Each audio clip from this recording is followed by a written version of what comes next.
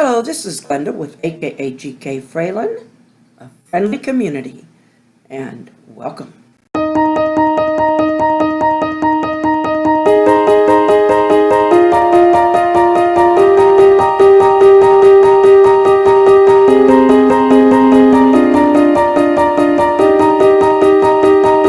Well, anyway,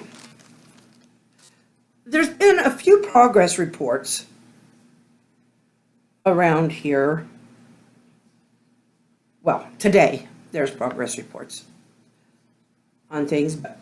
It's like, okay, the bedroom is getting painted, and I haven't really looked in there yet for the last couple of days. I keep meaning to, but I told you guys I wasn't going to let you see it until it was done. So I'm not going to let you see it. Talk about a teaser.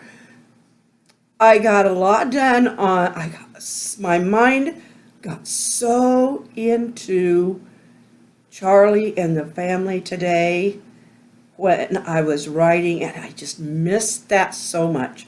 It's like I felt like I was part of that family again. And that's what I like it when I'm writing, is when I feel like I'm just, not just immersed in the task, because it doesn't feel like a task. It feels like I am just a part of the whole dynamic. And yeah, I know. Practically that's true, but it's also a kind of an emotional rush to feel that. I just missed it. I missed feeling like I was, and I think that's what was hurting me for a little while there, is because it was feeling too much like a task. I wasn't getting that feeling of being a part of. And I don't know, my head just got into it here lately. And, because I had, it's been this couple of chapters here that I've just had to revise several times. And I was goofing them up as I was revising them sometimes. And, because after a while it just got to where it just seemed like a chore. That's not, and it's not how I'd like to feel when I'm, but anyway, I think that's why I was trying to overwork some of it. But I just felt like, yeah, I was taking care of the problems, but I was in the family. I was immersed in the feeling of the family and the times. The 1900s, the early, like it's like 1910, and and I got the feeling of when they're talking on a phone and it's that box on the wall, and she's a little short and she has to kind of jump up to talk into that mouthpiece while they're holding the earpiece out here.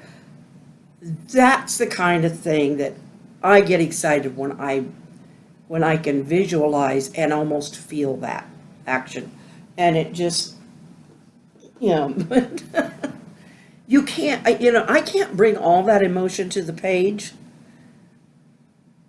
but I hope I can convey enough so that the reader can grasp an emotion of their own from the story. Because, I can convey a certain amount, but everybody has their own emotional journey when they read a story. It's like with Poe. I kind of get the guy in some things, and in other things, not so much.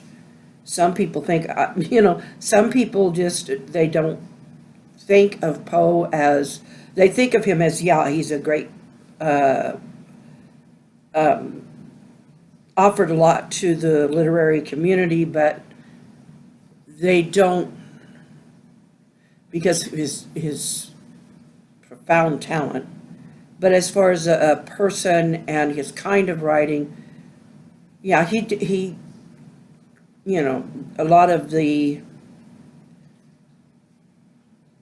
genre he worked in. But anyway, I'm not gonna. It's just some people get turned off by his work.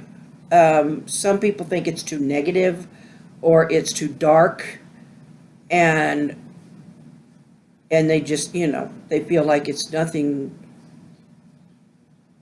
but horror stories. And some people like me see the comedic moments there that maybe they were meant to be, maybe not. I don't know. We all have different personalities. We all read things differently. When a writer can only communicate one end, and we need to do the best job we can. But I don't expect the person on the other end, I hope they get a really good gut reaction to it or emotional reaction to it, but I can't expect them to have the same one that I do. Does that make any sense? Anyway, that's another progress report. And then there's these. Okay, they're not laminated yet, and I still have a lot of them to go. But I did go ahead and cut them out myself, good or bad. Okay, now the light, okay, I'm going to try and tilt it so that, the thing is, a lot of times when the light catches it, that glitter will, kind of block the color. But that's one side, and then you turn it over, and I've got, a little bit slightly different color and a different order of color.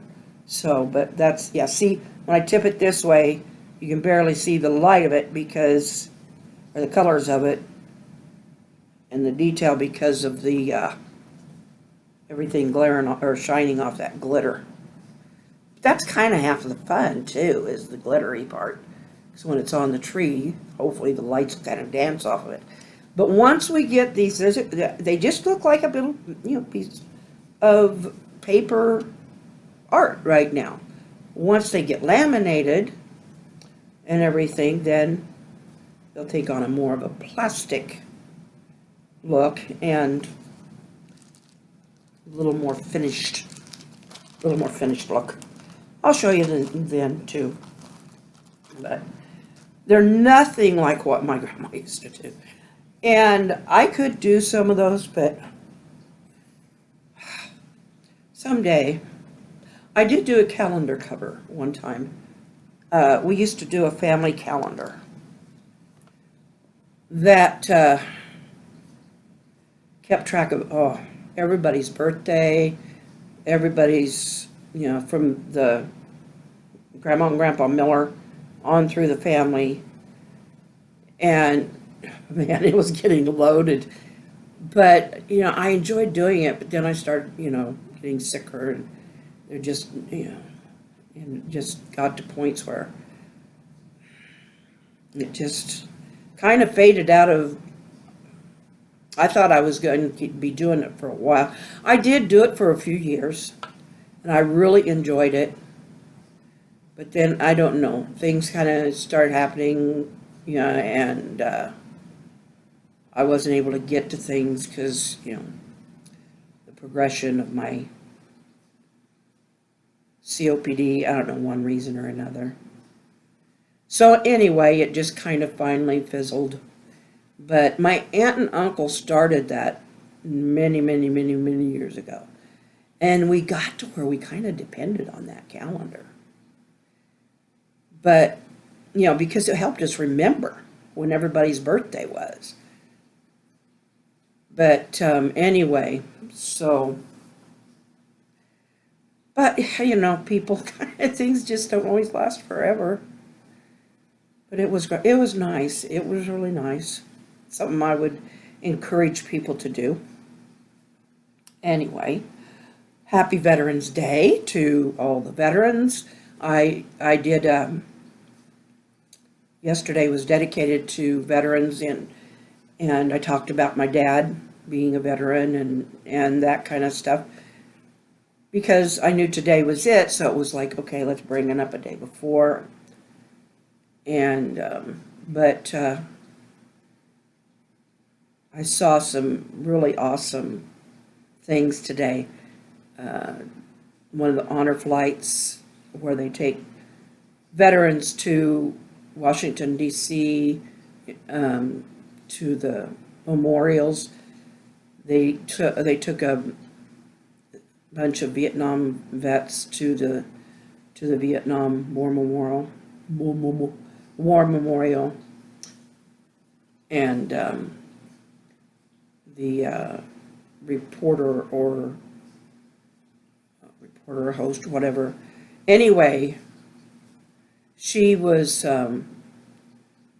kind of focused on these three brothers that were all in Vietnam. Different, they did different things in the war, but they were all in the Vietnamese War. And they were talking about the difference, about how they were, how people were just they were so ignored. And just when they came back, it was like, they just didn't get much of a good reception at all. And how it felt now, after all these years, to be able to do that. And, the one of them said, he said, we don't like to talk about the fighting or the war much. But he said, maybe feeling, doing this, being around others who were there, he says, maybe we will, be able to talk about it a little bit with them, And that was kind of, I suppose that's the way it is with anything, like, like something as traumatic as that. You need to be around others who've experienced it, because there's no way anyone's going to understand it. So, but I sure do respect them, because, Vietnam was not a good one. But these men fought in conditions that nobody from this country could ever begin to understand. So I'm thankful, because they didn't ask to be there. Most of them were drafted. So, good going, guys. And that's it for this evening. So I'm going to tell y'all have a good night, sleep well. We're going to be back tomorrow. So hasta mañana.